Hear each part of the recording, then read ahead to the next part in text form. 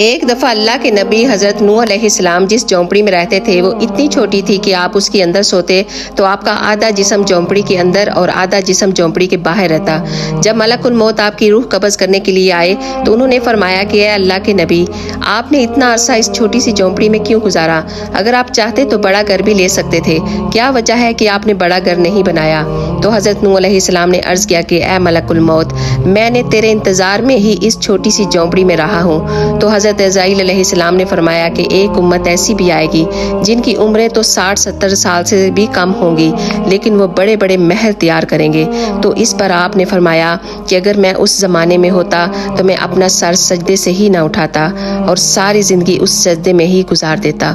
سبحان اللہ، مجھے اور آپ کو تو پتہ نہیں کہ ہم کتنے گناہوں میں ہیں۔